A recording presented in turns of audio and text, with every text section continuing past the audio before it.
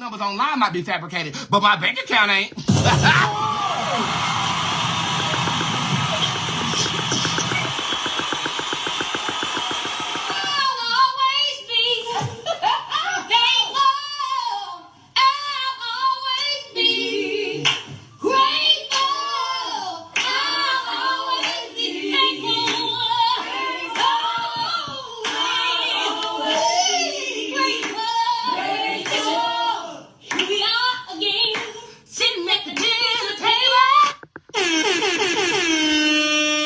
Okay, so if you've been sitting under a rock, you probably haven't realized that the Beehive swarmed my black ass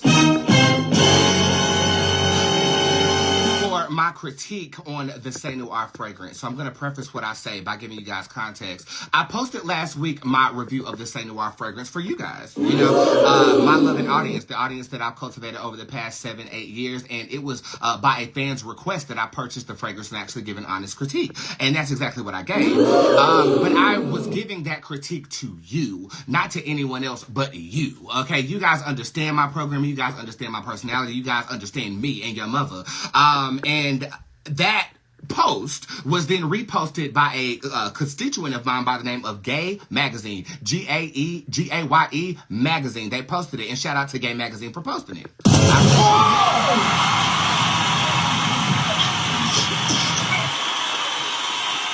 So this happened on a Friday. I don't work on Saturday and Sunday, and on Saturday and Sunday I take off all my makeup, I chill, and I try to just sit with my thoughts or whatever. And after the most successful day of my entire career, I am then swarmed by people on Gay Magazine's page for my preference in the fragrance of Say Noir.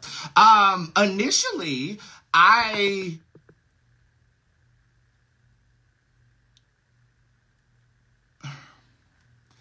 don't know what I initially felt. I initially think I felt to defend myself because that's what I've always done. Right?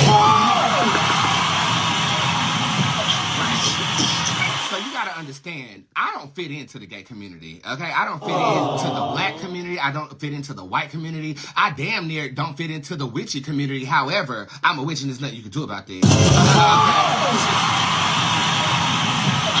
I've always been overly judged by the gay community. I've always never been masculine enough for the black community. And in the gay community, I've always been an enigma, meaning I'm not on the masculine end of the spectrum or the feminine end of the spectrum. So I've always been faced with critique. So I chose violence. That's what I chose violence. And that has been the story of my life. Now, in the development of my social media career, I've been able to connect with so many people who get me.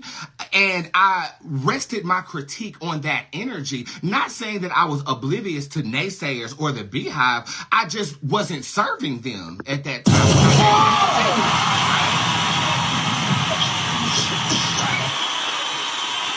So when I go over there to see that my post has been reposted and I'm looking at the comments about my aesthetic, I'm looking at the comments about what I have on that day, I'm looking at comments about everything other than the opinion that I gave about a fragrance, I have to be honest, my feelings were kind of hurt.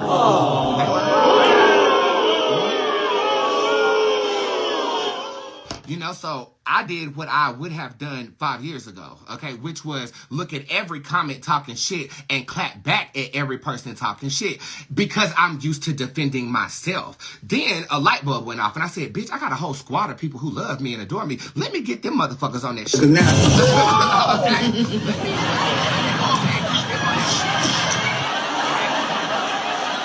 To mention, I said, okay, well, in the face of controversy, you show character. So I did purchase 7 bottles of Say Noir, and I said, you know what? For the best clapbacks that I see, I'm gonna send you a bottle of the shit.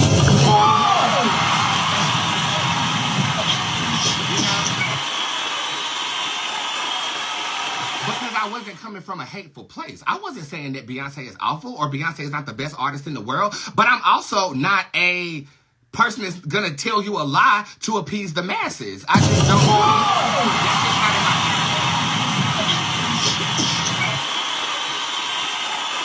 that's not in my character. But there is so much to like pick apart with this situation, and I don't want to spend too much time on it. But what I realized is that I still got work to do out here.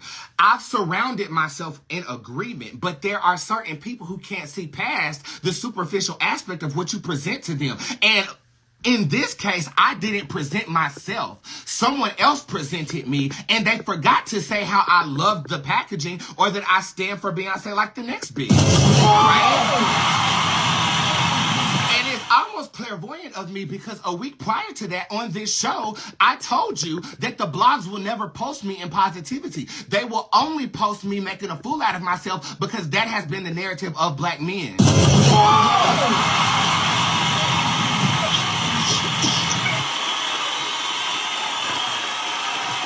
Right? So I'm like, okay, well, I have to do something about this. So in my clapbacks, I'm coming from a humble perspective, somewhat breaking the delusion that you can just attack somebody for their opinion. Don't we have a First Amendment?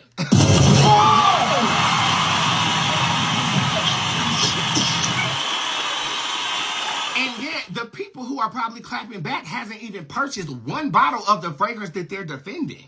So, from a boss's standpoint, I found that incredibly admirable.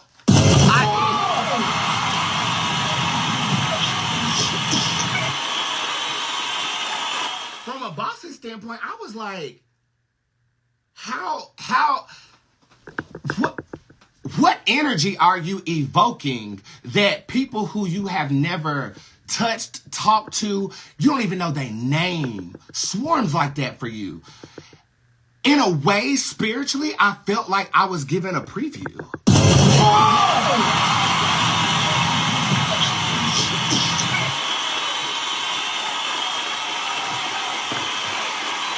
I was like, oh, this type of energy really, I mean, you hear about it. But, you know, I clap back on bitches every day on this show. I banish bitches every day. And I embarrass bitches every day, too. So, for me, that's like, okay, you got your karma back, but you also learned something from that experience. It was like a glimpse of what's capable, right? I've been operating in a small multi-million-dollar business mindset, right?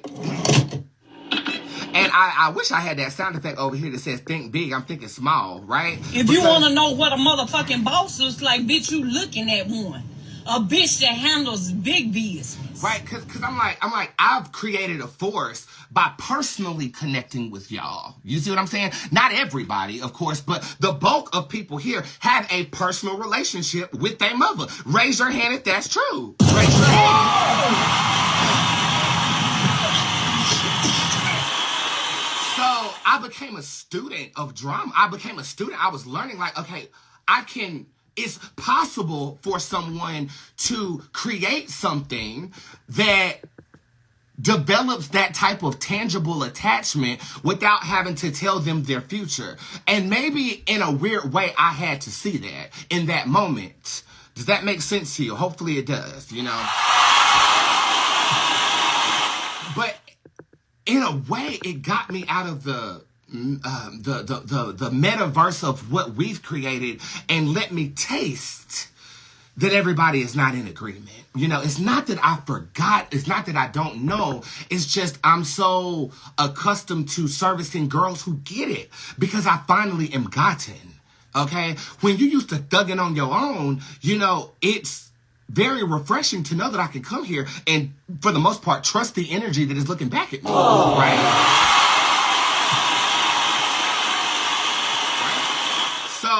So I needed that. That needed to happen. It needed to happen. I have no ill will to the publication that posted me, but you should be posting when I bang these receipts, though, bitch. I ain't gonna lie.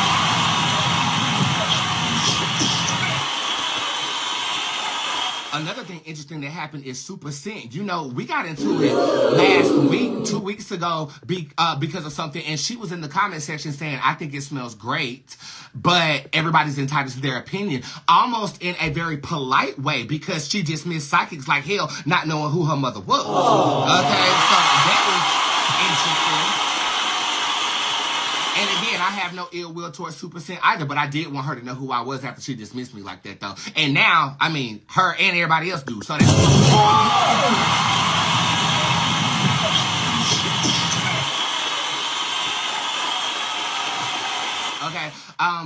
So also, just to echo that, pivoting off of that segment, the people that I were commenting on, I got about 50 people in my inbox apologizing to me.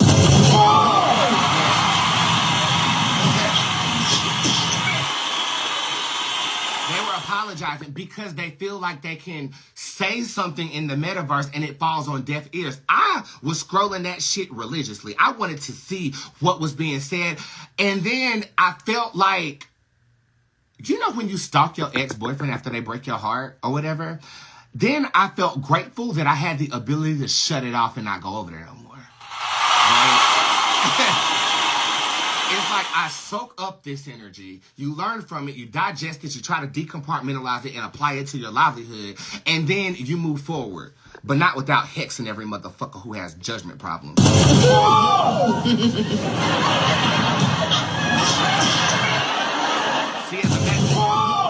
See, as a magical practitioner, we just don't take in energy and say, okay, that's cool. We do something with it. So I popped up in that goddamn decrepit tree with 6 roots of a potato. And yes, you're going to learn. And you might ask the question, well, what is there that needs to be learned? Judgment is crippling to you, friend. Okay? It is rotting you from the inside out. Sir, get over here. Hold on. Cerberus, come here. Up, come here. Everybody, Cerberus Tarot, up, come here. Up. Stop being trifling, because they were talking about that too. Up, come on, up here. Good boy. Sir, come here.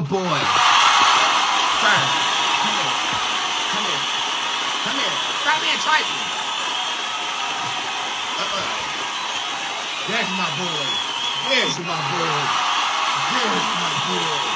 Nice, baby. That's my boy.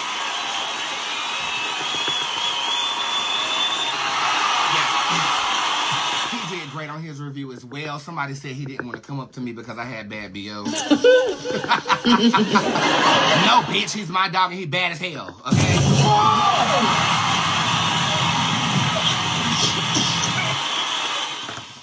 But ultimately, 2 things. The second one I'm going to read. The first thing I'm going to just speak. Y'all are the fucking shit.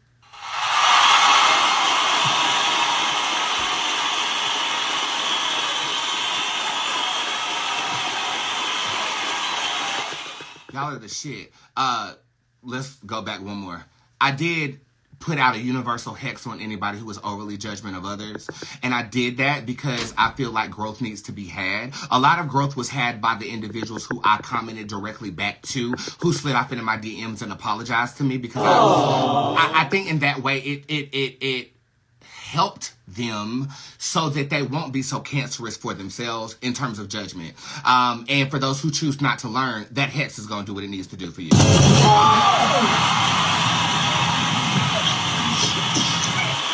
I want to see you do well. And if you have that same energy that you directed towards me, towards others in your livelihood, or even via social media, you'll never win. And I want to see you win. So this hex is to help your dumb ass, okay? Secondly, y'all are the shit. I have never had that much support in my life. I remember this same feeling when I came up against another personality who at the time had 100,000 followers, and I bought about 9,000 followers at the time. No shade. Okay.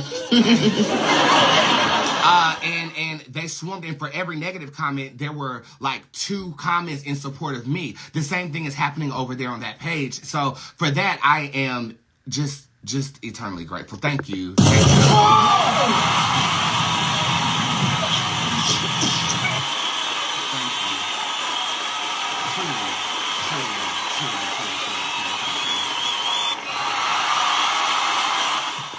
Before I get to this, there's one more thing. People said I said what I said strictly for clout. I mean, it has to be for clout because nobody will come against Beyonce and her fragrance X, Y, and Z. Bitch, I bought a clout, okay?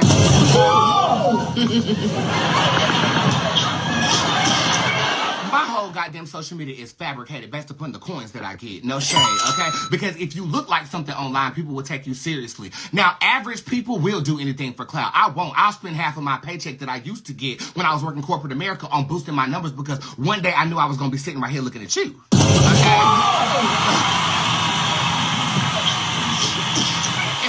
clout, I will purchase it. Okay, period. Okay, I don't have to pull tricks or do anything, but they can't believe that somebody wouldn't like something that their favorite artist made, which redirects back into my point about what is possible when you come out with something to touch somebody so much. Okay, so let's just be clear. I buy my clout. Most of my 600,000 followers are purchased. Yeah, yes they are. And there's no shame in that. It's a business tactic. You think when a celebrity creates an Instagram for the first day, they get $100,000 based upon their clout that they've already generated in their livelihood? No, they go through services and they purchase that shit so they'll look like something, so their opinion matters in the metaverse. Okay, I've done this for 10 plus fucking years. That's why I'm sitting right here in a damn royal chair that I can afford. Now look, these numbers online might be fabricated, but my bank account ain't.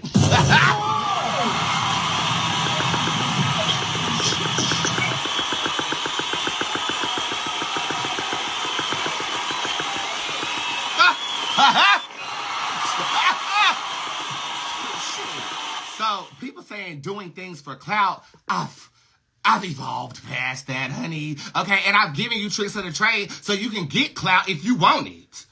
Don't come for me on that tip, bitch. No shade. Lastly, I'm going to read you something that I posted on my Facebook page this weekend, and this was kind of like the closing of the chapter in dealing with this bullshit. God allows you... Excuse me, hold on, I gotta get my little stylus. Everybody needs to hush. Hush! You got mail. And you did get mail. Hush. This is what I said. You got an email this morning, by the way, yeah. God allows you to be fucked with, aggravated, tried, and challenged by lesser energetic beings and low vibrational energy, not because you are not protected, not that he doesn't hear your prayers or is punishing you for some misdeed either. It is because in order to achieve greater than where you are, you must experience, and typically those experiences are interpreted as challenges. Do not focus on how much disdain you have for whatever the demon is, but recognize he/it is just administering an examination.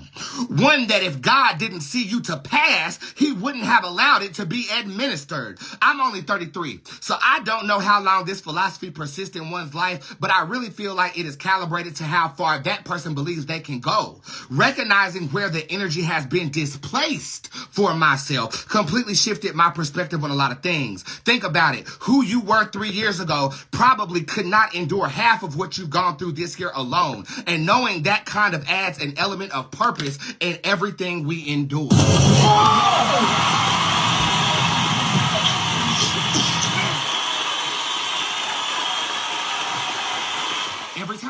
Every time I am challenged by something, I grow, I come out of it, and I'm a better individual because of it. Okay? I have more to give. I have more experience that I can reflect with my tarot on because of things of this nature. And you guys have bear witness to it because I'm live every single motherfucking day. Everything I go through is a challenge. And yet most people sit back and they're upset with the demon for administering the challenge, the demon of addiction. You are an addict because God feels like you can get through that addiction and help somebody else through.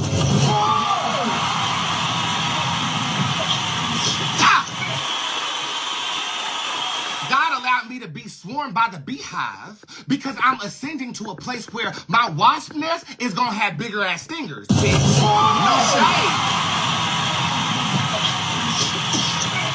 Every single thing. I always go back to this story in LA. I was in LA living in Malibu. Out of my car taking taking showers at the goddamn gym because I was determined to make it. I was working odd jobs. I was yelling at God, so upset about why I haven't become the star that I saw myself as. Just popped a viral moment on a court show, but nobody knew my name. They knew the moment, but they didn't know my name, right? So I was forced to drive back home, move back home with my mother. 2 months after that, I go into the garage, start pulling from the Rider-Waite tarot deck that is back here on my wall. $2.9 million later, I'm sitting here talking to you using every element that those odd jobs have taught me. You can't tell me everything you go through ain't purposeful.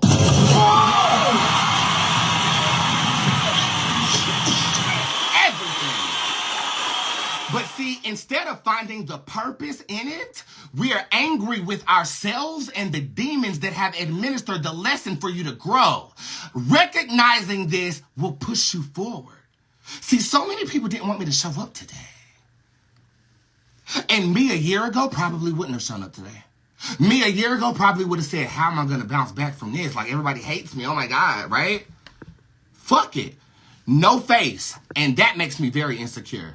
Okay? No face. Broken nails. That makes me insecure, too. But I said I want them to see me today because I'm comfortable enough to be seen. Even though I'm not comfortable enough to let y'all see my broken nail no more. Okay, that's no shame. But I'm getting there, right? And you are too. My life is nothing more than a testimony of the living. It's a living word being written as I wake up and breathe every single day. And hopefully through this experience and other experiences, they serve you well in your livelihood as well.